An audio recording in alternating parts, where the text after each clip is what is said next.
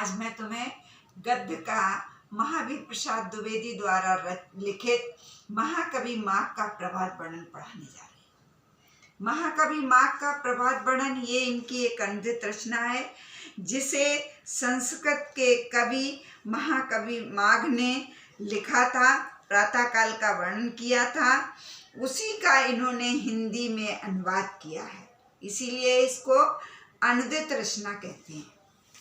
प्रातःकाल क्या स्थिति सूर्य की होती है, क्या चंद्रमा की होती है, क्या तारों की होती है, ये सब इनका बड़ा सुंदर चित्रण किया है और इनको दिखाने का प्रयास किया है।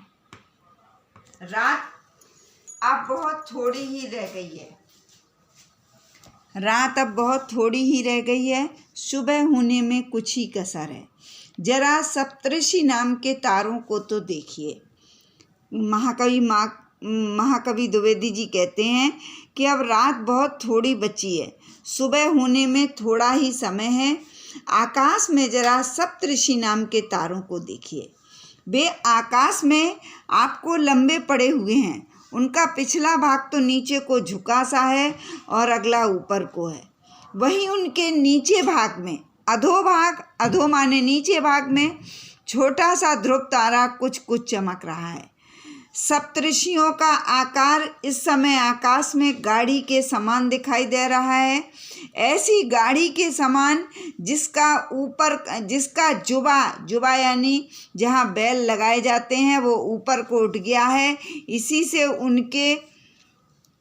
से उनके और ध्रुव तारा के दृश्य को देखकर श्री कृष्ण के बचपन की एक घटना याद आ जाती है। कहते हैं एक ऐसी गाड़ी के समान दिखाई दे रहा है जिसका आगे का हिस्सा ऊपर उठ गया हो और उसके ठीक नीचे ध्रुव तारा चमक रहा है या दिखाई दे रहा है।